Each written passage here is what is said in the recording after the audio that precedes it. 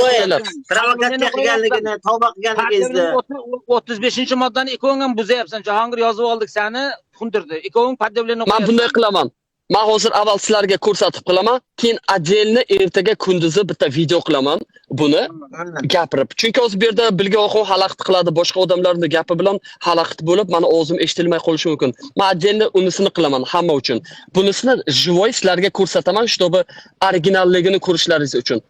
U videoni eski video deb ishonmaganlaringiz mumkin, sal biror narsa deb o'ylashlaringiz mumkin. Ha, короче mana Qur'oni Karim o'zi orasini yana bir marta ochib ko'rsatay. Mana arabcha Qur'oni Karim mana.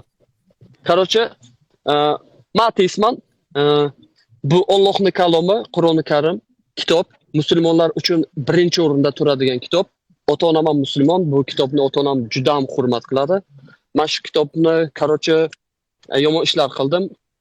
Yirtdim-da, короче, aniqrog'i. Pushaymonman qilgan ishim uchun, ota-onam xafa qildim. Yer yuzidagi jamiki musulmonlar 2 milliarddan xafa qildim. Qilgan ishimdan pushaymonman. Rostdan chin yuragimdan men pushaymonman.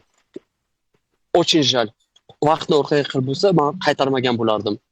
Men majburladim, mana bu Chokokrem degan ablah odam masu. Keyin Ibrohim Ahmed ham asabimga tekkani shu ikkita sabab. Bilga o'qin. Ana shu uchun men shu kitobdan qasos olib qo'ydim. Shunaqa yomonlik qilib qo'ydim, pushaymonman. Alloh ilohim, Alloh bormi yo'qmi men bilmayman. Mabodo bor bo'lsa, kechirishni xohlagan bo'lardim. Yaxshi bo'ldi, yaxshi bo'ldi. Mana Beliki Yangil keldi. Beliki Yangil keldingizmi? Men buni chiroyli qilib o'zi uyga qaytarib borib qo'yaman.